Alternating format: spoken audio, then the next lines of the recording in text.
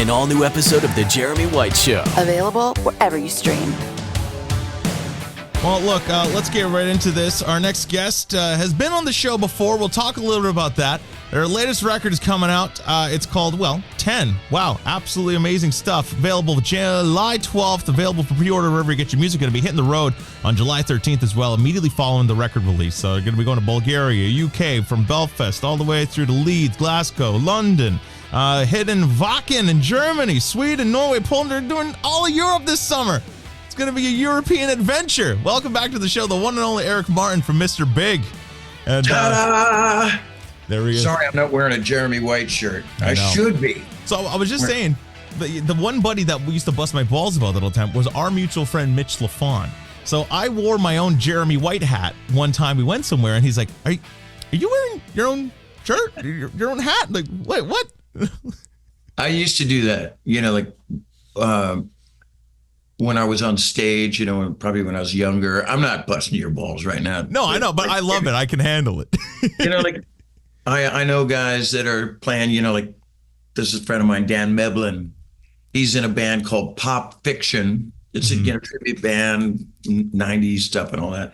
But he's up there playing on stage or keyboards, and on the monitors and on the amps that are pointed to the crowd, it says his name and the Instagram account and that sort of thing. Yeah. I don't think there's enough Jeremy Whites in the background right now. You need more. I completely agree. You know what? Next time we do this, I'm going to wear the Jeremy White hat and I'll wear. Hey, hold on a second. Wait, hold on. All right. Boom. Oh, man. Now I feel at home. Come on. I gotta superimpose that on you somehow. Yeah, that's great. Now, that hat's not worked in. You might want to change that. No, change it back to the other one. Yeah, it's not doing anything for you. Go back to Bass Pro Shop. There you go. It's not doing anything for your cranium. Right. I know, right? My poor hair transplant. Jeez, I'm ruining it. Anyway, so look, let's talk about this record. So, here we are. Brand new record coming out on July 12th. Why? Why in 2024 do we need more Mr. Big? One last one? Like, what's going on here? And it's kind of weird that we only have 2 more months left on our dance card, and then we're putting out a new record. I'm happy about the new record part, mainly because, and no offense to the folks that like the Defying Gravity album, which came out, a few years back, 5 years, I don't know. I learned to love that record on the road, but there was no pre-production doing it. So when I was doing it, it was like being thrown into the lion's cage and, back up against the wall. And I know people lean into it, Eric, you can do it. It was really difficult. And I didn't want that to be the last record because I just thought there was more material. I love writing songs for Mr. Big. Great vehicle, great player, the best players in the world that I know. Great writers, great singers. I just wanted to, there was one more left in me, and maybe even another one left in me if I could get the guys to ever do it in the future. But I'm really proud of this new record. You say that now, Eric. Wait a minute. It's more mellower. It's more mellow compared to the albums of the past. But me and Paul Gilbert wrote it from scratch. We threw our Jimi Hendrix, our Who, 70s British Invasion in it. It's really dry, even to the point of me telling our producer Jay Ruston, please, can we have some reverb? Nope. They want it dry and 70s raw, unfiltered. I'm like, who told you to do that? And he goes, you did. And I'm like, screw that guy, Which is funny because Jay comes from, those amazingly, over-mixed, over-processed Steel Panther records. And he's like, no, we're not going to put anything on this record. I think that's why, I know it, but those Steel Panther records are pretty dope. Yeah, they're fantastic. I'm still saying dope, by the way. If you hear dope or Far Out or Right On or Righteous or Tits Too Clean Out of Sight, I made that up. I apologize to the folks at home. anyhow, yeah, Jay did the Winery Dogs record, and that's what sold me on him. And I know it's really weird reasons. All the placement of the instruments are great and all that, whatever. But the lead vocal, boom, sky high up top. And who doesn't love a lead vocal that's on top? Anyway, yeah, I'm having a moment. Look, the vocals are important, right? I mean, come on. Important. Yeah, there's a lot of records you hear where the vocals are buried, and you're like, what did he say? What's he singing? What is that about the early 2000s in rock bands that some producer went, let's do some kind of thing where the lead vocal is buried and you can't really hear the words too well, and the music's, and there's like 20,000 guitars on it, which is not a bad thing either, but the vocal is so, there's just, it's inaudible. Yeah. And dry too, with the no ambient, like no reverb, no delay. Just like,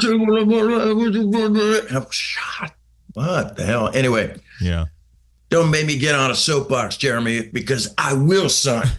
Well, I mean, look, I love the fact that records are coming back, but you listen to bands like the Struts or Dirty Honey, like they're not afraid to have a little bit of processing on their guitars or drums, but yeah, right? Holy shit, great band. I love our dry rock and roll record, and I love that, but I was listening to the Struts the other day. They've been putting out kind of singles. Mm-hmm. I'm waiting for that album to come out. I don't know if it's out yet. I don't think so, but Queen poppy stuff, but with tons of guitars and all that. Oh, and it just makes me want to make another record. Just fun guitar-driven rock, Really great. And Dirty Honey, holy moly! Yeah, that's another great band. You said something interesting that you might have another one if you can convince the other guys to do it. I mean, was it difficult to get Paul and Billy involved and to agree? Were they a little apprehensive about doing one more record, or? Yeah, a little bit, yeah, because we all agreed that we were going to call it quits on August 23rd, going out with a bang, doing great business, tighter than ever.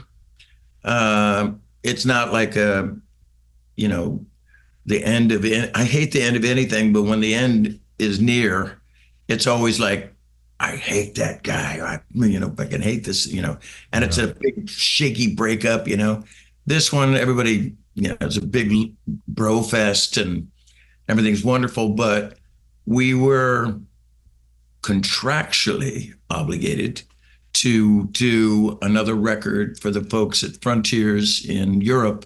Mm. But I really wanted to make this record. I didn't want Defying Gravity to be the last thing you ever heard from Mr. Big. Mm-hmm. And I don't necessarily want this to be the last record. Just because it's 10, it doesn't mean fine, the end. But I don't think those guys want to do any more records or we all agree that we don't want to tour anymore. Mm-hmm. But we're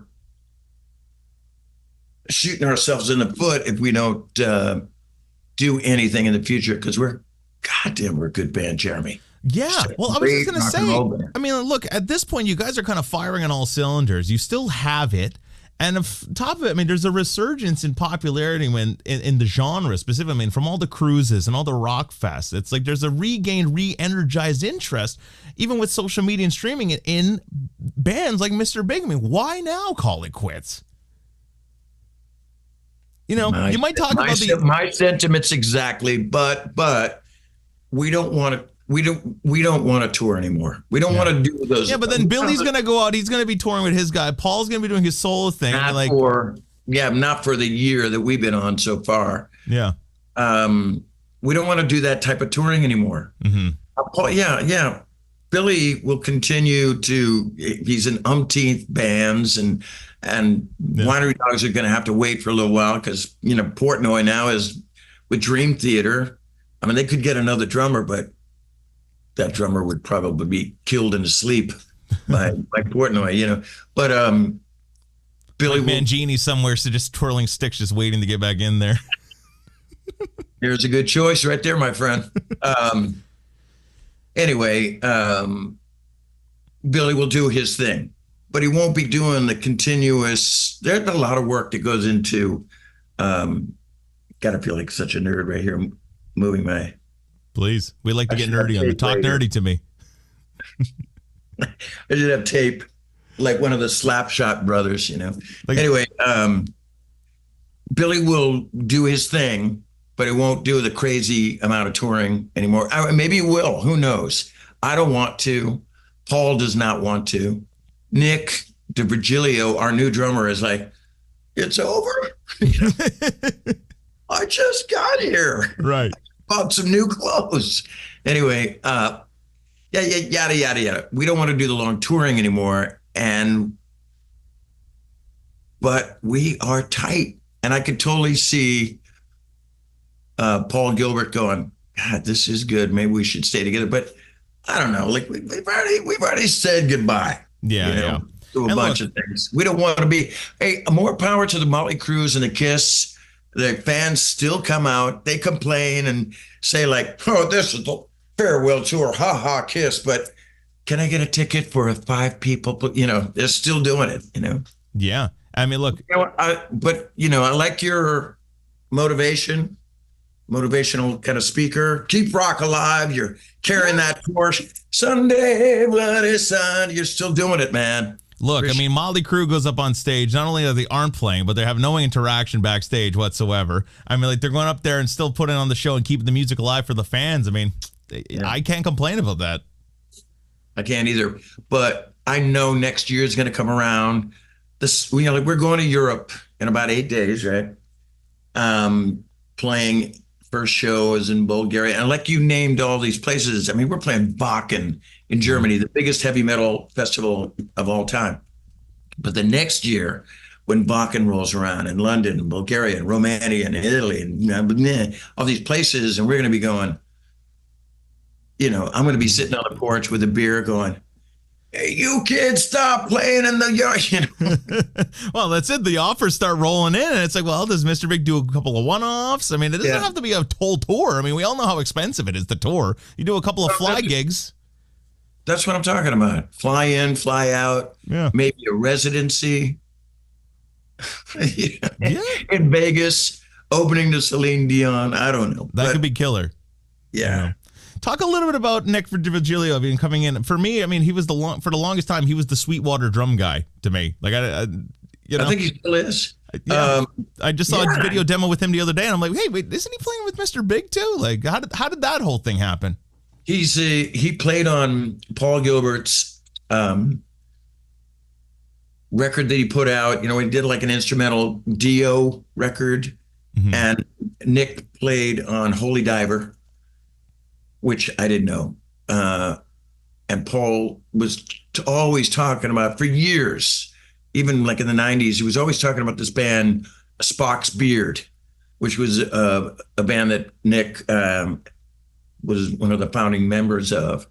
And it was this prog band. And I don't know dick about prog. I mean, I played Roundabout. It's a little too pretentious for me. I don't really get it either. I don't get it. And I don't want to like crush any prog guys out there working on your, great musicians, but fucking hell, it's like some of the music is just like, it's a little too much. Well, I love Yes and Genesis and even Kansas, I thought was a prog kind of rock band back in the day. Even Rush to a certain extent. Rush, absolutely. And I love those bands back in the day, but it wasn't called prog back in the day. It was called rock. Yeah. Anyway, but the new prog stuff over the last decade or two, I guess it's, like Spock's Beard and stuff, a lot of instrumentals and, but I love the title, Spock's Beard. I thought that was hilarious. And Paul would always tell me about this band. So he said, yeah, there's a drum. We're going to go on the road. And we had drummer. We were auditioning drummers, talking to people. I mean, I love Dean Castronova, man. He was calling me all the time. And I called him a bunch of times too, going, man, I hope it works out. And, I wasn't hoping for another Jonathan Cain, Neil Sean fight, but maybe Journey is going to take a break and maybe, you can come into our camp. But that didn't work out. And there was other drummers that I considered, but Paul was really adamant about Nick. And I go, okay, well, listen to his stuff. And it was brilliant. And he's a great singer, very reminiscent of another guy I know, Pat Torpey. He's got this kind of Paul McCartney type of high vocal range. And he's got a lot of the same sort of nuance, finesse that Pat had. He's an LA Dodgers fan like Pat. And it just kind of went, all right, you sold me on all of that. Yeah. Not really hardly any audition. We rehearsed in Indiana at Sweetwater for about 5 days. Nick knew all the tunes, and he was kind of bummed, just like me, going, how come we're not playing this song? And how come we're not playing this? I learned this, and I learned that. And I just really liked his mojo. And then we did the entire Lean Into It album, and it was fat and just sounded really good. Yeah. Songs that I've not really done live before, Never Say Never. Lucky This Time, we did it in the 90s a few times. Yep. Another song called My Kind of Woman that we never played live. And Nick had it down. He was singing, shadowing me in like kind of backing me up lead vocal wise. I don't have a great falsetto, but really super high, and I couldn't hit it, and Nick would hit it. And when somebody else hits it, you could match it, and just makes it fat, and we just sound like this amazing lexicon of a vocal, Anyway, Nice. He's such a cool dude too. Yeah, So he just fit. It just seems like everybody always says that, when it comes to replacement players. It's like, look, yeah, he's a good musician, but he's also a really good hang, and we get along, and we can spend hours together. We're not upset at each other or fighting. It's the hang is half the battle. The hang is maybe even more than the battle, because look, if you're brave enough to even audition for Mr. Big, I'm not trying to toot my own horn here, but come on, it was a great rock and roll band. You standing up there or sitting down in front of Billy Shane and Paul Gilbert, you better bring in your A game. But his hang was he's just such a good dude. All-American boy, sports guy. Yeah. I like his demeanor is really cool, because like I said, we're getting along so great and everything's wonderful, but like one little something happens, Nick, and maybe we're almost getting back into those old days, or like, this kind of shit. Mm-hmm. Nick is like Cher and Moonstruck. Snap out of it. Let's do it. Come on, let's get defuses the situation. And yeah, he's a good guy. And he's a fantastic drummer. And boy, he could sell those drums at Sweetwater, boy. Yeah. And look, when you got musicians like, Paul Gilbert endorsing you and saying, yeah, come join the band, be our drummer. I think that's all fans really need to know, right? That's all the lead singer needs to know too. Yeah. Paul's never wrong. Yeah. Well, look, 10, available July 12th. Go and pre-order wherever you get your music. It's going to be available on physical product too. I love the fact that you guys are going to do vinyl of this record. So, yeah, which is exciting. 10. Yeah, this is what the album cover looks like. It's not my hands, it's hands, and it's got all this, maybe the Latin version of the 15th century Europe and America, whoever painted it, Amerigo Vespucci, I don't know, but the coffee's talking, folks. Thank God. It's almost sounding like it's winding down the conversation. Maybe you don't edit that. No, it's all right. I just wanted to touch really quick, because we're not running out of time, but I just want to get everything in here. But you were just mentioning, you played all of Lean Into It in its entirety in that rehearsal. I was always curious, and I wanted to know, Jim Vallance is credited as co-writing Never Say Never. With me. Hello. With you. So 50, how did that, 50, Mo? Right. So how did that come about? Because at the time, Jim Vallance, he was writing with Bryan Adams and Mutt Lange. How did you coerce him into writing with you? It got set up through my publishing company, and I'd only been writing with my partner Andre Pessis. We've written hundreds of songs for Mr. Big, or at that time we just kind of started, and I think we wrote. For that record we contributed stuff with Paul, like Daddy Brother, Alive and Kickin'. We wrote Promise to the Moon, but it ended up on Bump Ahead. Just Take My Heart. We just was starting to get to know each other, and then and it's hard writing with another person. The orientation, you first meet somebody, it's all kind of nervous writing it. Okay, so I'm going to stop you there because I want you to paint a picture for the audience. I mean, you come in with somebody that's a stranger. You've never written with this person before. I mean, you have to be vulnerable. You have to open yourself up. I mean, what is that process like? Do you come in with a title? Do you have an idea? Like, how does that song start? Well, with the Andre, it's how I write with a lot of people now. Andre was like my first guy that I ever kind of wrote with. More songs with. We just kind of like two old guys sitting on a porch. Our humor brings it together. Everything we wrote a lot of stuff. We wrote songs about love's demise and maybe an inner, like, who am I supposed to be kind of person, what politics of family life or whatever. But everything that we write, every really cool thing that we write is like satirical, lyrical, humorous lyrics, a lot of metaphors and all that. But we just clicked in a humor wise. And so I'll bring majority of the time I'll have a title and some kind of a little bit of idea and I'll bring it in. Or sometimes I'll write it scratch while he's on the computer trying to figure out what something happened, my computer crashed, and I'm over there just writing a tune, and then we write the lyrics together. I mean, I'll come up with some little idea, and then he'll go, "How about this?" And our main thing lately is, "No, we've written that before. No, we can't use that. We've written that before." Anyway, get back to Jim Vallance. I was really nervous I was flying to Canada. I was meeting with this guy who was an idol of mine as a writer because he wrote all these great Bryan Adams songs with Bryan. And I get in the room with him and I have this idea, the Never Say Never thing. And it was like, and he goes, "That sounds like a song that I just wrote with Steven Tyler called Love in an Elevator." And I'm like, "What's that?" Even I have some fans go, "Man, that sounds like love." Well, it doesn't, because I didn't know anything about a new Aerosmith record. And then that was kind of an icebreaker. We wrote that on the spot for Never Say Never. We wrote a couple more things too that never saw the light of day, and I like to dig those out of the closet. How many songs did you write with him?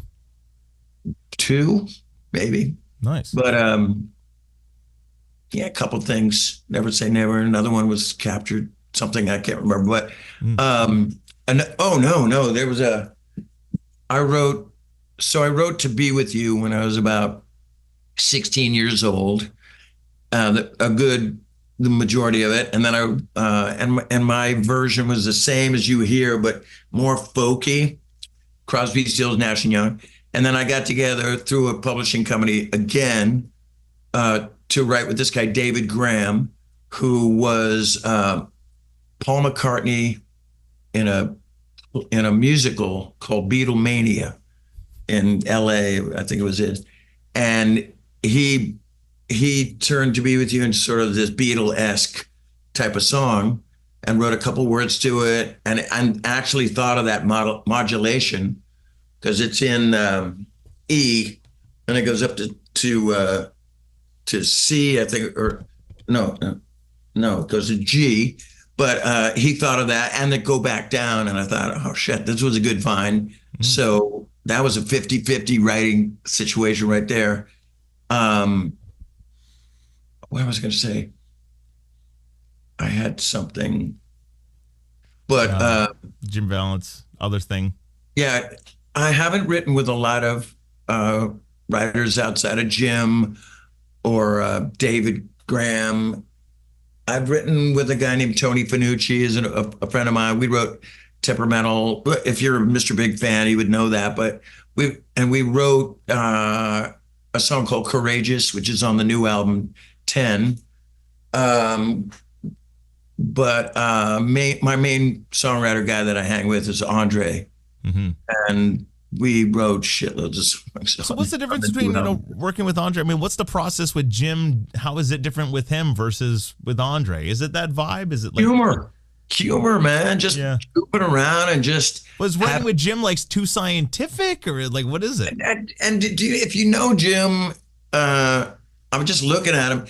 Back in the, I'm wearing glasses now, but he had like little round glasses. He kind of had kind of a science, kind of a nerd vibe to me, but really not that person at all. Like I was like, oh, this is going to be hard. This is going to be like working with a scientist. Not at all. He's just a really mellow, cool guy with a lot of great ideas. And sometimes I'll have a bunch of ideas and it's his job to chop them down and vice versa. We just I just wrote a record.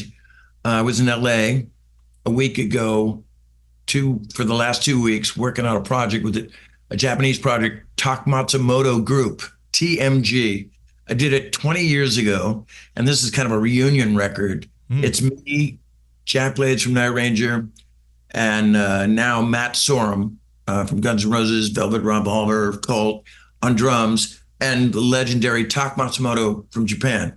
So me and Jack wrote a bunch of stuff.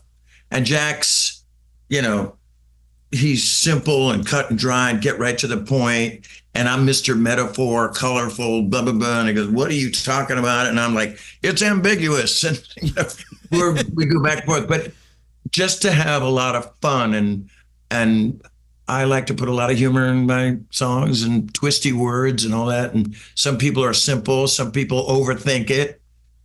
But I mean, look, with Andre, we'll get together for 2 or 3 weeks and we'll write, 10 songs, and 2 of them are awesome. And the other 8, they suck. So. Well, no, I mean, that's it. I mean, what kind of advice would you give to like up and coming songwriters? I mean, you've written some amazing songs over the years. What's the one thing that people should take away when they're about to write something? Some people just say, like Paul Gilbert every day just writes. I've had managers go, look at Paul's motivation. You're a lazy piece of, I don't like to push it, but my acoustic guitar is ready to, I come up with ideas all the time. I'm recording musical ideas all the time. If I hear something in an old movie or something, I'll steal that line. And obviously, like, here's looking at you, kid, Casablanca. I'm going to use that. No, you make it, you turn it around, you make it sideways, you do your thing. If you can't, I don't like to push myself to write a song. I like to take my time with it. And sometimes I'm not that kind of guy that can write a song in a day. Okay. Although, I used to be when I was younger. I wrote the song Promise of the Moon sitting, like, I was in Tahoe sitting in the snow, just writing the song, and that came to me. But I like to take my time with it. But I'm constantly, like, every day, there's a title, there's a musical piece that has to be recorded or has to be written down so you don't forget it. And I borrow a lot from my journals and my and all the recorded stuff that I've done. So the clock is ticking, the gears are spinning constantly, Yeah. And a lot of the songs that I write with Mr. Big, I'll borrow from stuff that I've written with Mr. Big that sucked a long time ago, but you chop them up a little bit and you can make something out of it. Yeah. Earlier, I think, when my back's up against the wall, I don't like it, but it does push me because I can be a little lazy at times. But if you have a deadline, it's going to inspire you. If I have a deadline, I'm a machine. Yeah. So. How long did it take you to finish writing this record? We did it in November. Me and Paul basically wrote. I had a couple of ideas. I had a song called "The Frame" that I'd written maybe 6 months ago, but this always happens. I mean, it's the way I write is kind of folky, and I can write some great rock and roll music, but everything's pretty much on an acoustic guitar. Yeah. But I play it for Paul Gilbert, and he turns into this epic masterpiece. I'm like, that's exactly what I intended to do. That's why I'm totally gonna miss writing with this guy.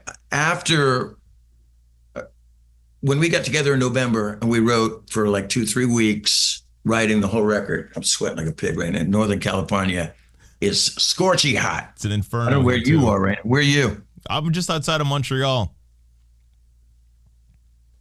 But it's still a freaking inferno, I'll tell you that. Yeah, I'm sure. I was just in Scotland this past weekend. I was wearing a hoodie all weekend, so it's nice to be back in the sunshine. You were in Scotland? Yeah, I just went out. It was a long weekend over here, so I went up there for the long weekend. Yeah, I can't wait. We're going to Scotland. We're playing at the Barrowland. The Barrowlands. I don't know if you went out to see any rock shows. No. But, oh my God, we haven't played there in a decade or more. But it's one of those shows, the Scotland. Yeah. Barrowland Ballroom, July 25th. You're going to be there.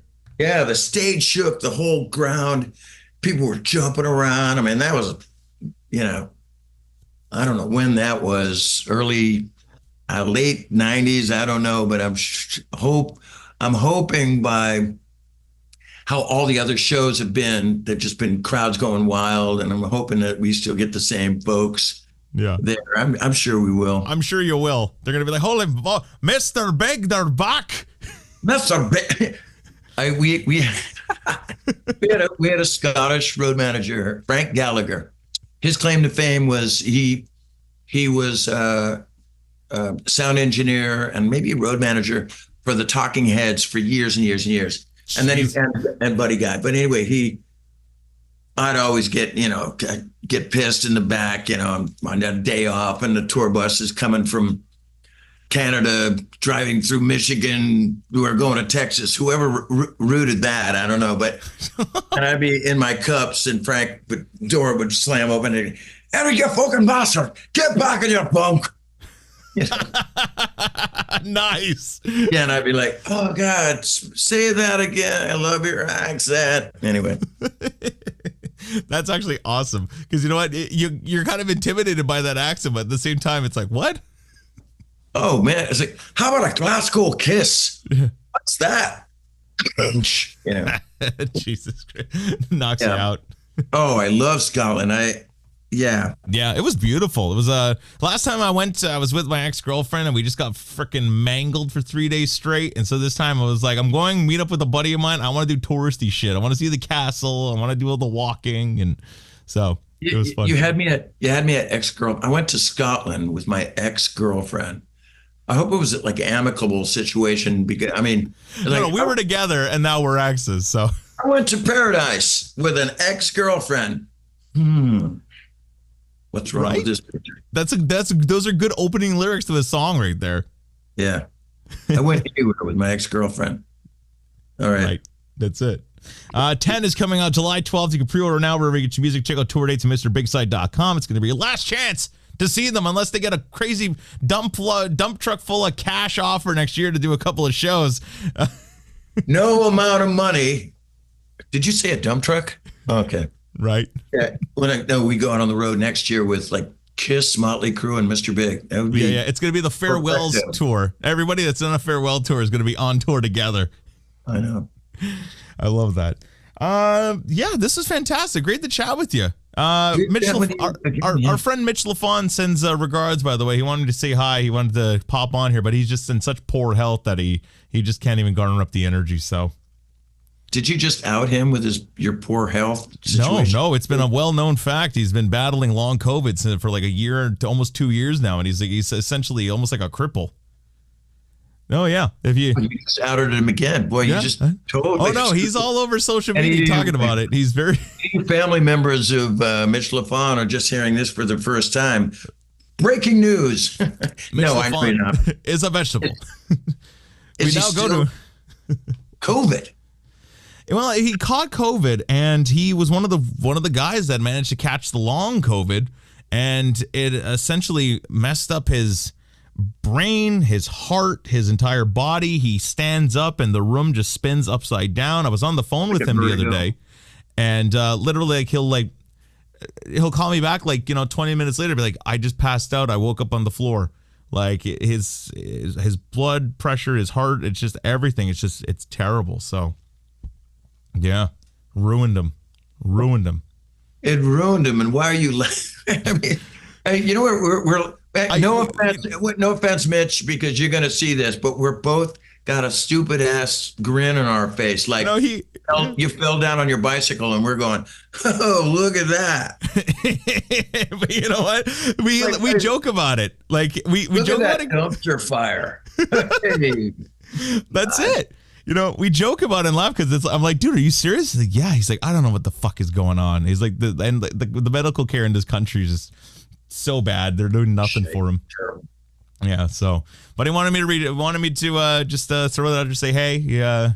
Hey, Mitch, wherever you are, on the floor, or sitting in a nice, cozy, lazy boy chair, you're a good man, and you're a good man, and I hope this situation, your illness, goes the way of the dodo or whatever, and I hope you get better.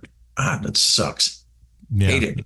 I hate that's happening to you, because you're a good guy, and you got the God's gift of not hair. I'm not pointing to the hair. I'm talking about the brain, bro. You know what I'm saying? Yeah, absolutely. And look, he had to pass the torch on to me. I mean, like, geez. Who wanted me? Oh, you think you're standing next to greatness?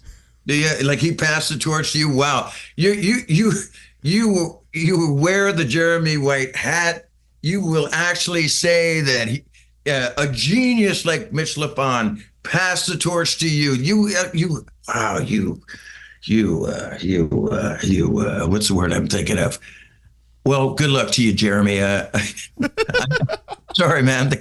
I'm going to blame it on the coffee with my smart ass. And now, for a limited time, you get the Jeremy White Show hat, and none of the funds go to Mitch Lafon's healthcare whatsoever. Awesome. An all-new episode of The Jeremy White Show. Available wherever you stream.